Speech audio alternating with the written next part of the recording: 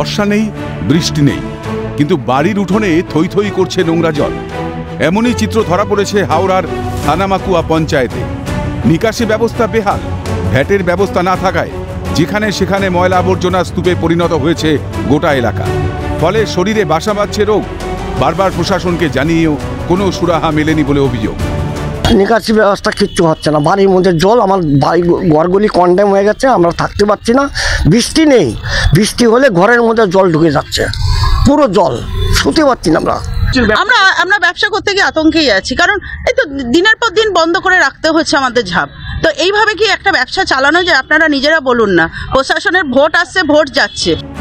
এমনকি রাস্তায় ঠিকমতো লাইটের কোনো ব্যবস্থা নেই, ফলে রাতের অন্ধকারে প্রাণের ঝুঁকি নিয়ে এলাকার মানুষদের চলাফেরা করতে হয়।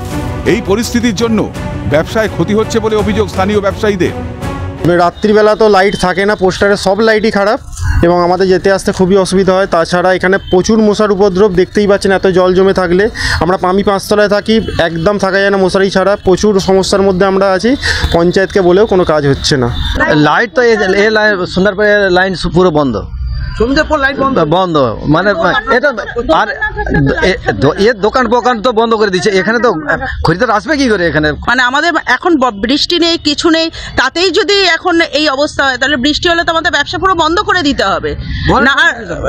জল ঢুকে যাচ্ছে, সাপ এসে যাচ্ছে, এই অবস্থায় কাস্টমাররা কি করে আসবে? খুবই সমস্যা আমরা পড়ছি, এত জল এখানে দুপুরবেলা জমে যাচ্ছে।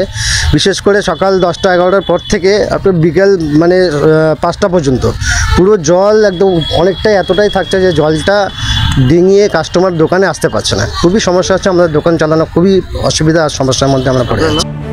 অপরদিকে এই সমস্যা দ্রুত সমাধানের আশ্বাস দেন পঞ্চায়েত প্রধান। কয়েকদিনের মধ্যে আমাদের লেবার কাজ করছে, প্রতিদিনই লেবার কাজ করে। প্রতি বুথে মাসে 2বার লেবার যায়, লেবারের টিম যায়, তারা প্রতিদিন 4 দিন করে কাজ করে।